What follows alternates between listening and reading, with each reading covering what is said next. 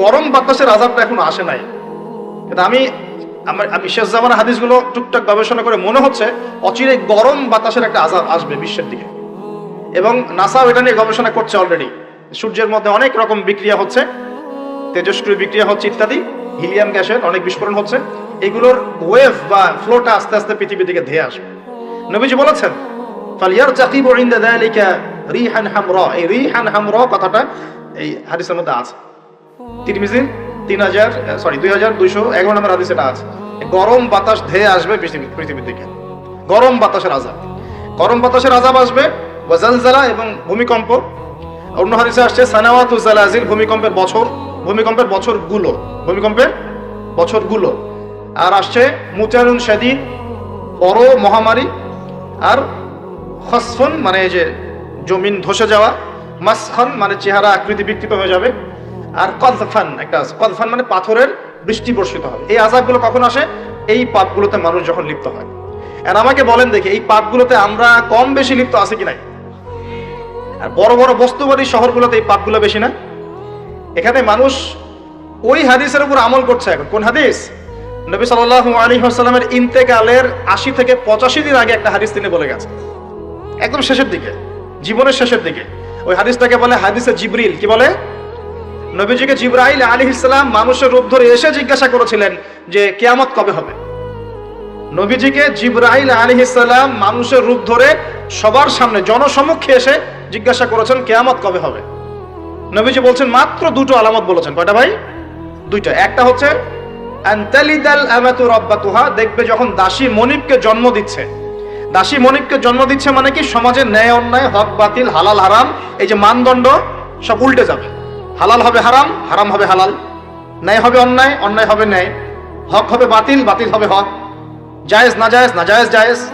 হ্যাঁ, মানুষ এই মানদণ্ড চেঞ্জ করে না এখন। বুঝতে পারছেন না মনে হয়? এখন সমাজে সত্য মিথ্যা, ন্যায় অন্যায়ের মানদণ্ড কি কোরআন সুন্নাহ এখনো টিকে আছে?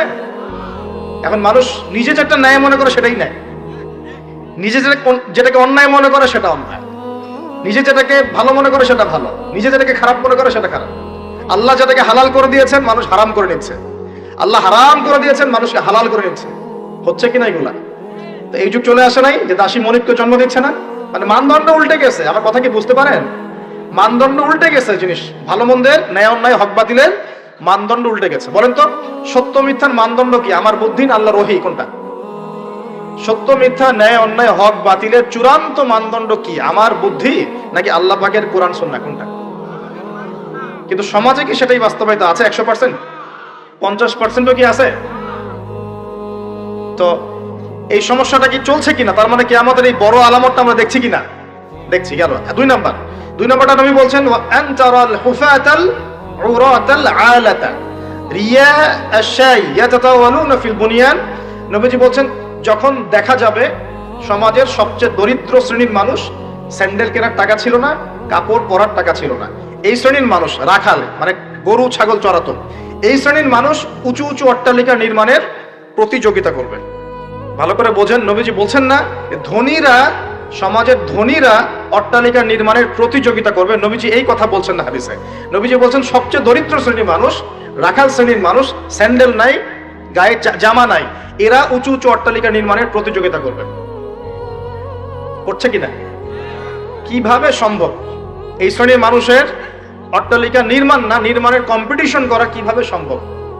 1, সুদের মধ্য দিয়ে; 2, করাপশন দুর্নীতির মধ্য দিয়ে; 3, অন্যের সম্পদ আত্মসাৎ করার মধ্য দিয়ে। এই সমস্যাগুলো চলছে কিনা সমাজে? এরাই যখন 10-20 তলা বিল্ডিং উঠাবে তখন তো আর মানুষকে মানুষই মনে করবে না। বুঝতে পারছেন না মনে হয়?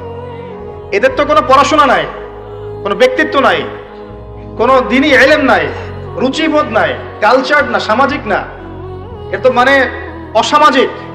এরা যখন, এদের হাতে যখন আপনি সম্পদ চলে যাবে, এরা তো সাধারণ মানুষকে মানুষই মনে করবে না, গরিব মানুষকে এরা কিছুই মনে করবে না, ও মনে করবে আমি সবকিছু। আমরা দেখেছি যার একটা বাড়ি আছে ঢাকায়, মানুষকে মানুষই মনে করে না, মানুষকে মানুষই মনে করে না, যে মনে করে আমি শহরের মালিক। হ্যাঁ, কি একটা অবস্থা মানুষের মধ্যে, যে কি অহংকার, কি আত্ম অহংকার, এই দালান কোঠার যে অহংকার। এই সমস্যাগুলো হলে আল্লাহ ভূমিকম্পতে ধসাই দিবেন না? দেখেন নাই কয়দিন আগে কি হলো? গতকালকে যে কোটিপতি ছিল তার পরের দিন রুটি নিয়ে দাঁড়ায় আছে। গতকালকে আইসক্রিম বিক্রি করেছে নাচানাচি করে, তার পরের দিন বসে আছে, কিচ্ছু নাই। আল্লাহ পাক এই পাপগুলো দেখে সবর করেছেন, ধৈর্য ধরেছেন। ধৈর্য ধরে এক সময় যখন আল্লাহ পাকের আযাব চলে আসছে, একবারে সব সময় উৎপাদিত করে দিয়েছে। আমরা তো কারো দুঃখে খুশি না, বরং এগুলো সারা দুনিয়ার মুসলমানদের জন্য শিক্ষা। সারা দুনিয়ার মুসলমান যে যেখানে আছি, আমাদের সবার জন্য এটা শিক্ষা। যদি এই পাপগুলোতে আমরা লিপ্ত হই, আল্লাহ পাক ছাড় দিলেও ছাড়বেন না। আল্লাহ পাক ছাড় দিবেন কিন্তু ছাড়বেন না। মানুষের মধ্যে এখন সম্পদের যে অহমিকা, গরিব মানুষকে মানুষই মনে করে না, খেটে খাওয়া মানুষকে মানুষই মনে করে না। রিক্সাওয়ালা, যারা নিম্নবিত্ত, নিম্ন মধ্যবিত্ত, চা বিক্রি করে, পানের দোকান করে, হালাল খায়, কৃষক, এই মানুষগুলোকে এখন বড় লোকরা মানুষই মনে করে না। যাকাত তো দেয়ই না। যাকাত তো তার উপরে ছিল ফরজ, ওই যাকাত তো দেয়ই না যে এই খাবার তার কাছে পৌঁছাবে। উল্টা কিভাবে তাদের সম্পদ লুটে পুটে খাওয়া দেয় সেগুলো। এবার নিলেও দিলেও যে কত শর্ত, বাপরে বাপ। তো কিছুটা মনের কষ্ট থেকে বললাম কথাগুলো আর কি, যে আসলে আপনি যখন কোরআন এবং সুন্নাহর জ্ঞানী হবেন না, তখন অন্যকে সম্মান দিতে পারবেন না। আমরা বড় বড় স্লোগান দিই যে অমুক অমুকের সেবক, অমুক অমুকের সেবক। আসলে সেবা সত্যিকার অর্থে করছি? আল্লাহ পাক তার রাসূলের মাধ্যমে জানিয়েছেন, এই হাদিসটা একটু শোনেন তারপর সামনে যাই। আল্লাহ পাক তার রাসূলের মাধ্যমে আমাদেরকে জানিয়েছেন, শোনো, আলা কুল্লুকুম রাইন, তোমাদের প্রত্যেকে হচ্ছে দায়িত্বশীল। তোমাদের প্রত্যেকেই দায়িত্বশীল। কেউ পরিবারের দায়িত্বশীল, কেউ ব্যবসা প্রতিষ্ঠানের দায়িত্বশীল, কেউ তোমার চাকরির প্রতিষ্ঠানের দায়িত্বশীল, কেউ সামাজিক দায়িত্বে আছো, কেউ প্রশাসনে, কেউ পররাষ্ট্র ইত্যাদি। তোমাদের প্রত্যেকেই দায়িত্বশীল। কুল্লুকুম রাইন ওয়া কুল্লুকুম মাসউলুন আন রাইয়াতি, এবং তোমাদের প্রত্যেককে যার যার দায়িত্ব সম্পর্কে আল্লাহ কিয়ামতের মাঠে জিজ্ঞাসা করবে। আমরা কি উত্তর দেওয়ার জন্য প্রস্তুত আছি ভাই? সবার আগে আমি দেখি, আমি আমার উপর দায়িত্বশীল না? মনে করেন আমি বা আমাদের মতো যারা আছেন, যারা দায়ী ইলাল্লাহ, আলেম ওলামা, যারা উম্মার জন্য ভালো চিন্তা করেন, জনগণকে পথ দেখানোর চেষ্টা করেন, তাদের উপর সবচেয়ে বড় আমানত হচ্ছে কোরআন এবং হাদিস। তাদের উপর সবচেয়ে বড় আমানতটা কি? কোরআন এবং সুন্নাহ। এই জ্ঞানটাকে সত্যটাকে স্পষ্ট করে দেওয়া, এটার আলোকে সত্য মিথ্যাকে স্পষ্ট করে দেয়া। কতজন মানুষ এই কাজটা করতেছে? রিজিক, টাকা পয়সা, উন্নয়ন সবকিছু আল্লাহ পাকে দিবে ইনশাআল্লাহ। আল্লাহ দিবেন না? ইসলামপন্থীদের হাতেই সবচেয়ে বেশি রিজিক থাকবে ইনশাআল্লাহ। ইসলামপন্থীদের হাতেই সবচেয়ে বেশি সচ্ছলতা থাকবে ইনশাআল্লাহ। আর আগামীতে যে দিন আসতে যাচ্ছে, যে অর্থনৈতিক সংকটময় বিশ্ব আসতে যাচ্ছে, এই সময় যে কোরআন সুন্নাহর আলোকে ইকোনমিক্স ঢেলে সাজাবে, সেই পার পাবে, অন্য কেউ পার পাবে না। বিশ্বাস করছেন না? দেখে নিয়ে যাকাত যদি এখনো চালু না হয়, তাহলে গরিব মানুষের পেটে এবার লাথি মারা হবে সামনে। দেখে নিয়ে যাকাত চালু করতে হবে। খালি কোটি কোটি টাকা প্রতি মাসে মাসে কামাই করব, যাকাত দিব না, এটা বাদ দিয়ে দেন। যাকাত যে দিবে না সেও বিপদে পড়বে, যাকাত যাকে দেয়া হবে না তারও অর্থনৈতিক মন্দা শুরু হয়ে যাবে। যাকাত আল্লাহ পাক দিয়েছেন কোরআনের অর্থনীতি মানে যাকাত। কোরআনের অর্থনীতি মানে ব্যবসা। কোরআনের অর্থনীতি মানে সাদাকা। কোরআনের অর্থনীতি মানে কৃষিভিত্তিক অর্থনীতি। এই পুরো বিষয়গুলোর মধ্যে সারা বিশ্বের অর্থনীতি পড়ে যায়। কিন্তু এখন আমরা এগুলো সব না হলেও অনেকগুলো অংশ সরিয়ে দিয়ে সুদ চালু করে এটা দিয়ে খাচ্ছি আর কি। সুদের পরিণাম ধ্বংস হবেই হবে, আজ হোক আর কাল হোক, সুদ ধ্বংস হবেই হবে। সারা দুনিয়া এখন দেখছে যে সুদ কিভাবে ধ্বংস হয়। সারা দুনিয়া এখন দেখছে সুদ কিভাবে ধ্বংস হবে। মনে রাখবেন, এর ফলে শুধু এক শ্রেণীর মানুষই লাভবান হবে। কোন শ্রেণী? যারা বুর্জোয়া শ্রেণী, যারা পুঁজিবাদী শ্রেণী, যারা ধনিক শ্রেণী, যাদের হাতে সম্পত্তি কুণ্ঠিগত থাকবে, এরা হয়তো পার পেয়ে যাবে এই দুনিয়াতে।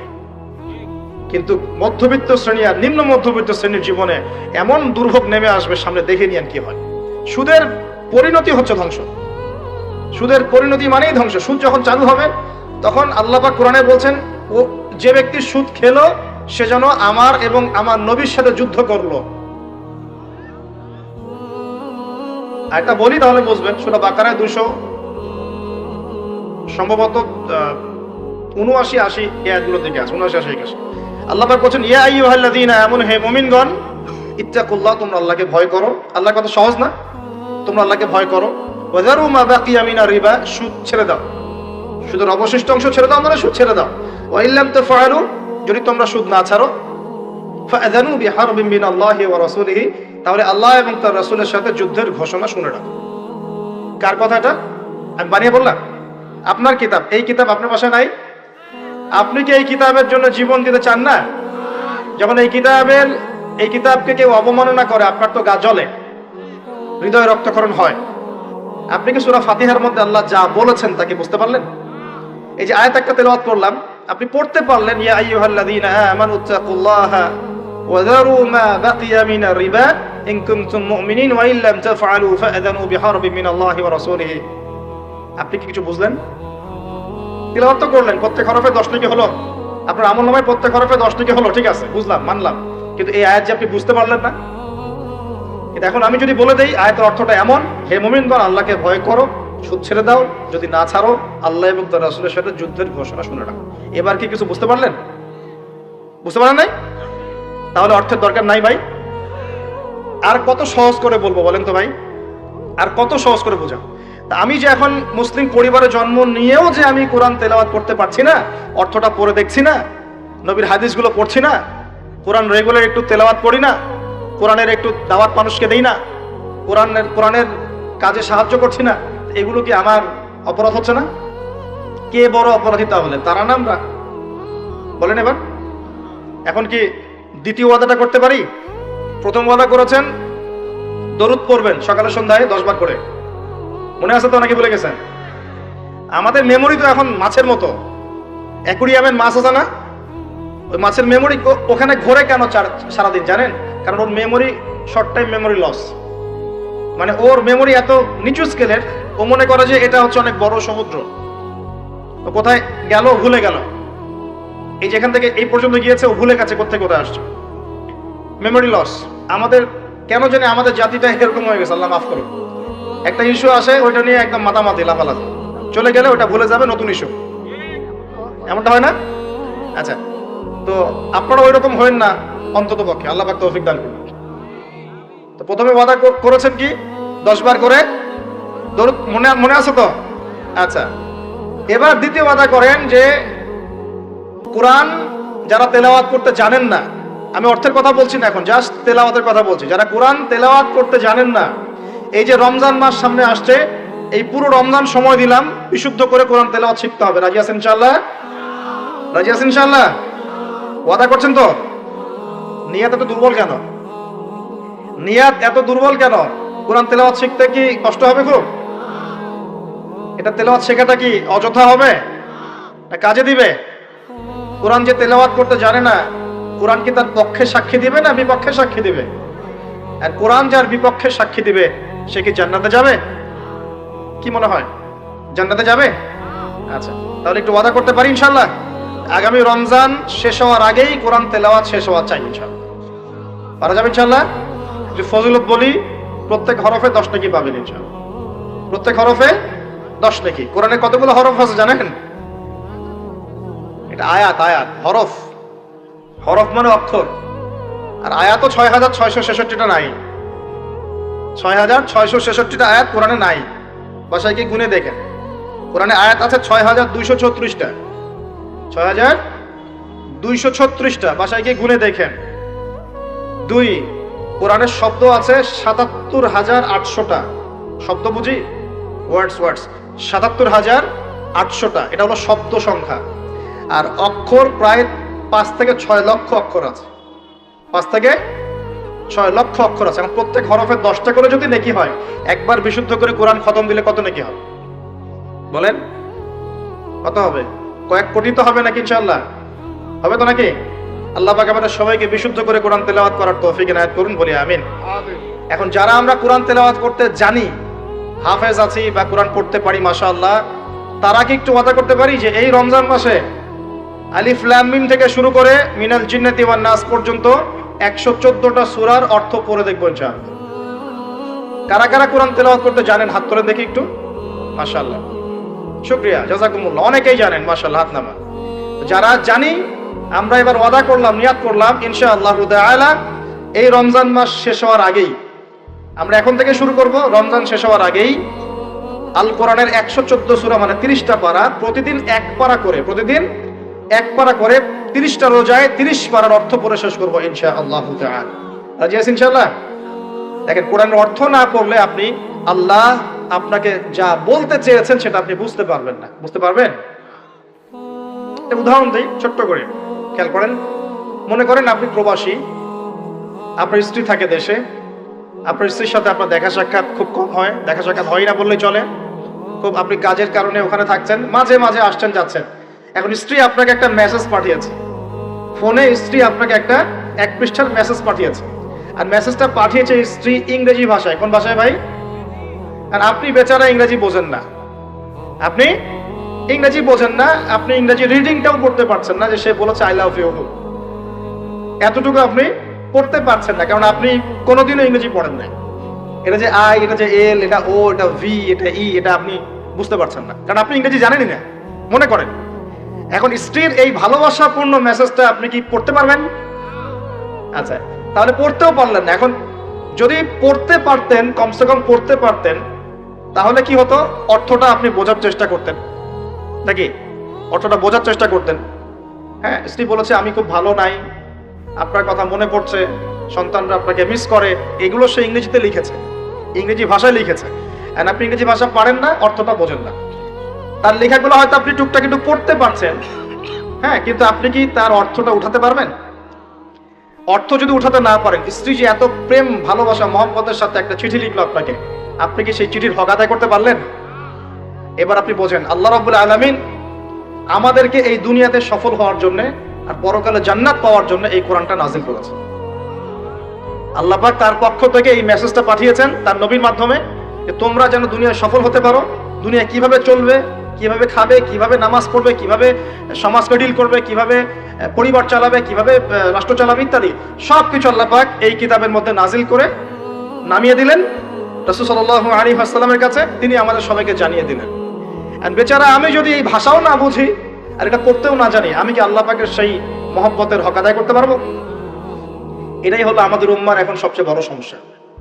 আমরা আল্লাহ পাকের কিতাবের হক আদায় করতে পারি না। কেমন করে পারবো? কিতাব তো পড়তেই পারি না। আর অনেকে মনে করে এই কিতাব আমার পড়ার দরকার নাই, আলেম ওলামারা পড়লেই হবে, তাই না? এমন মানসিকতা আছে না? আরে ভাই আমি এত বুঝি না, আমি সাধারণ মুসলমান, হ্যাঁ, আমার এত সময় নাই, পরিবার আছে, ব্যবসা আছে, আমি খালি হাইয়া আলাস সালাহ বললে মসজিদে যাবো, ব্যাস বাসায় চলে আসবো। এরকম মুসলমান দিয়ে আল্লাহর জমিনে আল্লাহর দিন প্রতিষ্ঠা হবে না। এরকম মুসলমান দিয়ে আল্লাহর জমিনে আল্লাহর দিন প্রতিষ্ঠা হয় না। আল্লাহ পাকের জমিনে আল্লাহর দিন প্রতিষ্ঠা হয় কাদের দ্বারা? যারা জ্ঞান অর্জন করে, জ্ঞান অনুযায়ী আমল করে, শরীয়তের গভীর জ্ঞান অর্জন করে, ওই জ্ঞানটাকে মানুষের মধ্যে ছড়ায় দেয়, দিনের দাওয়াতি কাজ করে, হালাল খায়, পরিবারের মধ্যে দিন প্রতিষ্ঠা করে, নামাজ কায়েম করে, ইত্যাদি মানুষকে ঐক্যবদ্ধ করার চেষ্টা করে, ইসলামকে একটু একটু করে এগিয়ে নেয়। যাদের এসব নিয়ে কোনো ফিকিরই নাই, তাদের দ্বারা কি দিন প্রতিষ্ঠা লাভ করবে? তো প্রিয় ভাইয়েরা, আমার রিকোয়েস্ট, যারা কোরআন তেলাওয়াত করতে জানি মাশাআল্লাহ বা হাফেজ আছি এখানে উপস্থিত, রমজান মাস শেষ হওয়ার আগেই 114 সূরার অর্থ পড়ে শেষ করে দেব ইনশাআল্লাহ। রাজি আছেন ইনশাআল্লাহ? আল্লাহ পাক আমাকে সবার আগে আমাকে তৌফিক দান করুন, এরপর আপনাদের সবাইকে তৌফিক দান।